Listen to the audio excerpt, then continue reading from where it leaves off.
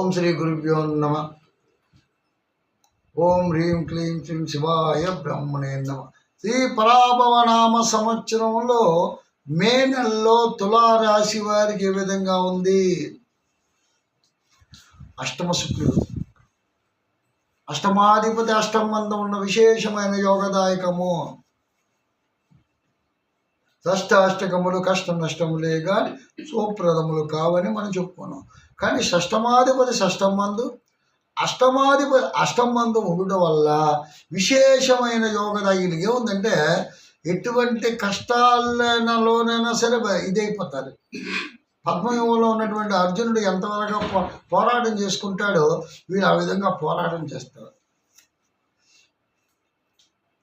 ఎందుకంటే శుక్రుడు స్వచ్ఛాత్రం, భాగ్యములో గురుడు. ఇక్కడ భాగ్యస్థానం కూడా బాగుంది, కొద్దిగా బుద్ధిమాన్యం జరిగింది. ఇక్కడ ఎలా ఉంది? భాగ్యాధిపతి ఇక్కడ వెళ్ళిపోయాడు.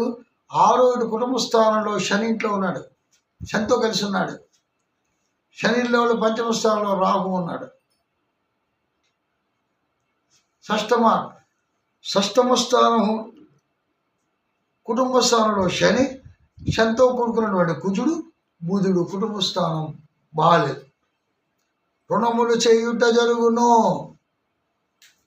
ఊహించని వ్యవహారాలు అంటే కొన్ని వ్యవహారాలు అనుకోకుండా మనం కొన్ని స్వయంకృతాపరాధం వల్ల ఇబ్బందులు పడే పరిస్థితి వస్తుంది. శుక్రుడు ఇక్కడ బాగున్నాడు, అష్టమాధిపత్యం ఉంటాడు కాబట్టి నేనున్నానికి హిందూ వినోద కార్యక్రమం, ఉల్లాసభరితమైన కార్యక్రమాలు, మధ్యవర్తి అంటే సంతకాల మధ్య ఎవరైనా సరే హామీ ఉండమంటే మాత్రం ఇది గొప్ప సరదా అనమాట. ఎవరైనా డబ్బుల గురించి కొత్తపడి హామీలు కూడా సంతకాలు ఎడతారు, ఆస్తులు కూడా తాగడతారు. ఎందుకంటే ఆ నైజం అటువంటిది. తులారాశి వారికి శుక్రుడు యోగదాయకుడు. ఎప్పటి నుంచి చెప్తున్నాం తులారాశి గురించి, అందుకే చెప్తారు. తులారాశి అంటేనే చాలా ఇంపార్టెంట్ రాశి. దైవం కూడా, దైవానికి కూడా ఎంతో ఆనందకరమైన తులారాశిలోనే పూజలు, పునస్కారాలు, అభిషేకాలు, వ్రతాలు ఇవన్నీ కూడా చేస్తుంటారు. తులారాశి వ్యవహారం సామాన్యమైన వ్యవహారం కాదు. చిత్త 3, 4 పాదాలు,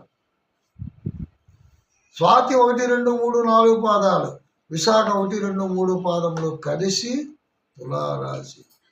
అంటే ఇక్కడ చిత్త తాలూకా గుణం ఏ విధంగా ఉంటుంది, స్వాతి తాలూకా గుణం ఏ విధంగా ఉంటుంది, గోచారము, విశాఖ మొత్తం మీద గోచారం ఒకటే. కానీ చిత్తకి కుజుడు చూడాలి మనం. కుజుడు ఇక్కడ ఏమైపోయాడు? ఇక్కడ కుటుంబ స్థలంలో పడిపోయాడు, శని ఇంట్లో పడి ఉన్నాడు. శనితో కుజుడు కలిసినటువంటి వ్యవహారం ఎలా ఉంటుంది చెప్పండి? ఎన్ని ఇబ్బందులుగా ఉంటుంది. మనస్తాపానికి కరువు అయిపోతారు, ఆందోళనకరంగా ఉంటారు. మరి ఇక్కడ స్వాతికి వద్దాం. స్వాతి అమావాస్యలో చిట్ట చీకట్లో కూడా మిలుకు అని వెలుగునిచ్చినటువంటి ఏదైతే నక్షత్రం ఉందో అదే స్వాతి నక్షత్రం. దేవతలకు ప్రీతి అయిన నక్షత్రం స్వాతి నక్షత్రం. నరసింహస్వామి వారికి ఎంతో ఇష్టమైన నక్షత్రం. ఆ నక్షత్రంలో ఆయనకి పూజలు చేస్తారు, అభిషేకాలు చేస్తారు, కళ్యాణం చేస్తారు. ఈరోజు స్వాతి నక్షత్రం ఎంతో ఇష్టమైన నక్షత్రం అంటారు స్వామివారికి. అలాగే వాళ్ళ స్వాతి నక్షత్రం తాలూకు వ్యవహారం ఏంటంటే అష్టమ శుక్రుడు స్వచ్ఛాత్రము.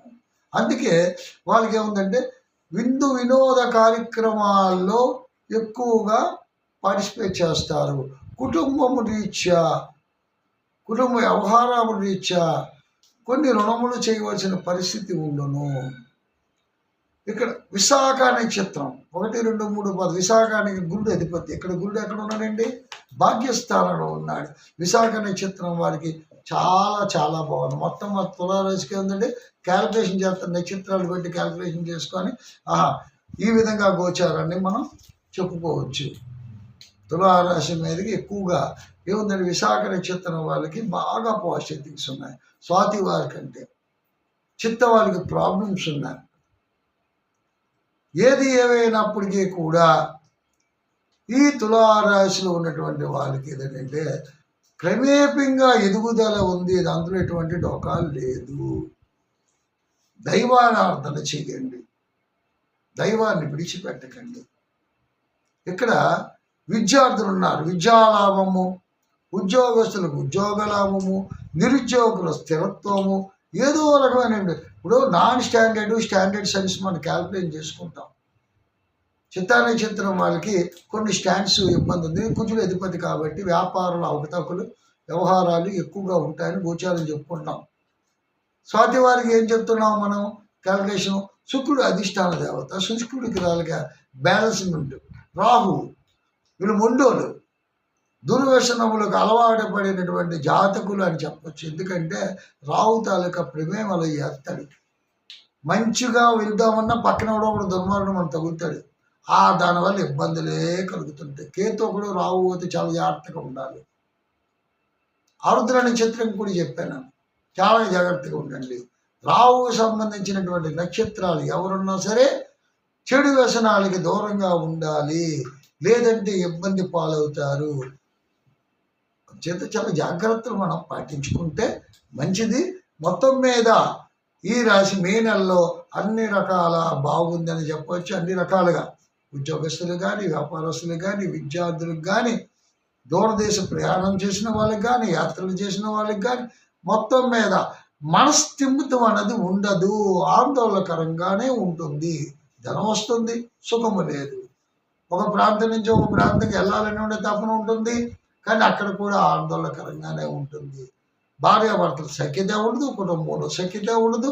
ఇండివిజువల్గా ఇది ఆడవాళ్ళకి ముఖ్యంగా చెప్పండి, స్వాతి నక్షత్రంలో ఉన్నటువంటి వాళ్ళు కానీ, తులారాశిలో ఉన్నటువంటి వాళ్ళు కానీ, స్త్రీలకి చిత్తా నక్షత్రంలో ఉన్నటువంటి వాళ్ళు కానీ, స్త్రీలు ఎవరైతే ఉన్నారో వాళ్ళు మాత్రం మనసు నిలకడగా ఉండాలి, లగ్నమై ఉండాలి.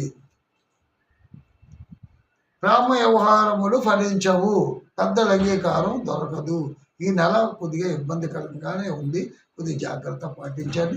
అన్ని రకాలుగా శుభపరిణామాలు ముందుకి బాగుంటాయి. ఎందుకంటే ఇక్కడ గ్రహణం మారుతున్నప్పుడు ఈ నెలలో ఉన్నటువంటి గోచారం బాగుంది కాబట్టి కొన్ని జాగ్రత్తలు ప్లస్లు ఉన్నాయి, మనకి పాజిటివ్ థింగ్స్ ఉన్నాయి, నెగిటివ్ ఉంది. అలాగే దైవాన్ని విడిచిపెట్టకండి, లక్ష్మీ నరసింహస్వామిని ఆరాధించండి, శుభఫలితాలు పొందండి. మళ్ళీ మరో ఎపిసోడ్తో ముందుకు వస్తాను.